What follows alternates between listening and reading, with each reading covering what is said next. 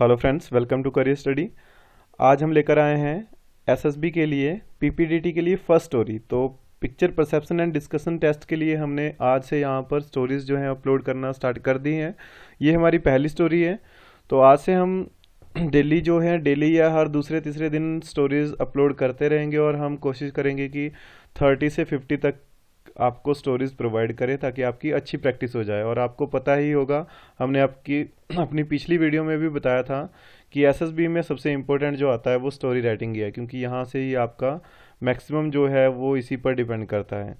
तो स्टार्ट करते हैं। स्टार्ट करने से पहले जो हमारे नए हैं चैनल पर, जितने भी नए व्यूवर्स हैं, उनसे हमारी रिक्वेस्ट है कि चैनल को सब्सक्राइब कर लीजिए, क्योंकि हम यहाँ पर स्टडी से रिलेटेड ही वीडियोस पोस्ट करते हैं और आपकी हर एग्ज़ाम के लिए पूरी पूरी हेल्प की जाती है। तो स्टार्ट करते हैं यहाँ पर।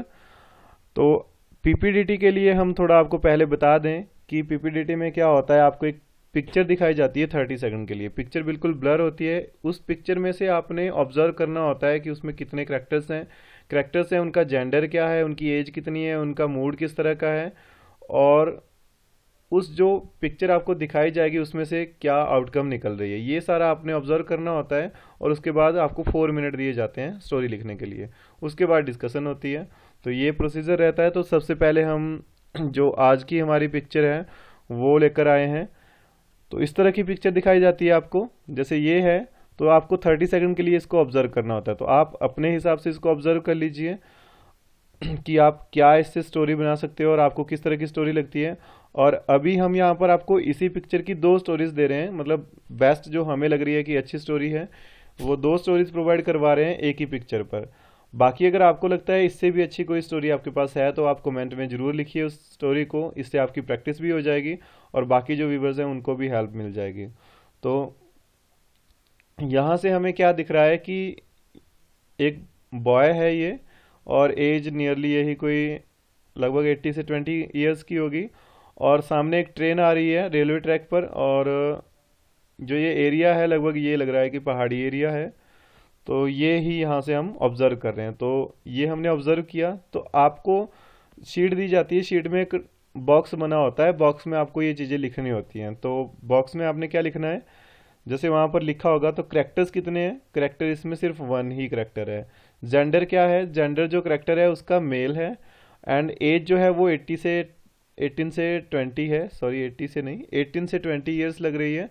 और उसका मूड जो है वो पॉजिटिव है। आपको मूड भी शो करना होता है कि पॉजिटिव है या नेगेटिव है। और ये नहीं है कि आपने हर बार पॉजिटिव ही बताना है। अगर नेगेटिव मूड लग रहा है तो नेगेटिव भी बताना है, जिस तरह का भी मूड होगा। तो ये हमने यहाँ से ऑब्जर्व किया। अब नेक्स्ट हमें 4 मिनट्स मिलते हैं कि स्टोरी लिखनी है। तो जो यहाँ आपको पिक्चर दिखाई गई इसके अकॉर्डिंग हम जो स्टोरी आपको प्रोवाइड कर रहे हैं वो हमने ये स्टोरी लिखी हुई है।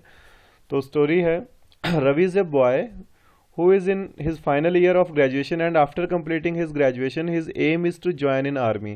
So for achieving his goal he like to keep himself fit, so he does running in the morning and do exercise. In a part of a daily schedule he got up in the morning and started running in outskirts of his village. While running he saw a train which is far away coming in his direction.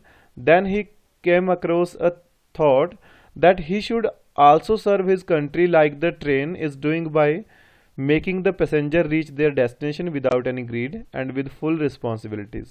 तो यहाँ से इस story का मतलब क्या हुआ कि एक थीम आ जानी चाहिए, थीम बन जानी चाहिए स्टोरी की। जैसे इस स्टोरी से हमने क्या कहा कि जो रवि है वो एक लड़का है जो फाइनल ईयर में है ग्रेजुएशन के, और वो चाहता है कि जैसे उसकी फाइनल होती है उसके बाद उसको आर्मी ज्वाइन करनी है। तो आर्मी ज्वाइन करने के लिए वो क्या करता है, डेली सुबह उठकर रनिंग करता है डेली की तरह। एक दिन क्या हुआ कि वो जैसा उसका शेड्यूल था उसी तरह से वो रनिंग के लिए गया।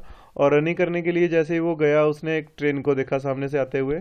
तो ट्रेन को देखते ही उसके माइंड में क्या आया कि मुझे भी ट्रेन की तरह ही कंट्री को सर्व करना है। जैसे ट्रेन जो है वो अपने पैसेंजर्स को डेस्टिनेशन तक पहुंचाती है, मुझे भी लोगों को डेस्टिनेशन तक पहुंचाना है और मुझे खुद भी पहुंचना है डेस्टिनेशन तक।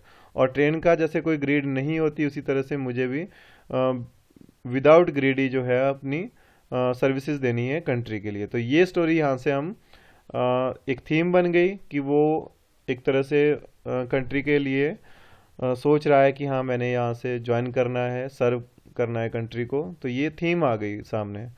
तो एक ये स्टोरी होगी। एक और स्टोरी लेकर आए हैं हम। सेकंड जो स्टोरी है वो इस तरह से है।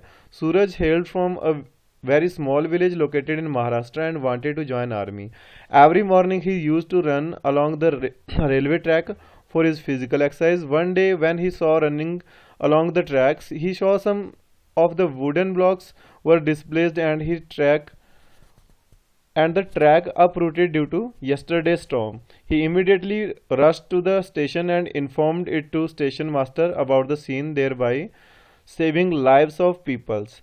He was awarded by his village sarpanch and people praised his work. तो यहाँ से हम दूसरी स्टोरी है। ये क्या थी कि जो सूरज है वो डेली रनिंग करता है, मतलब उसने भी आर्मी को ज्वाइन करना है।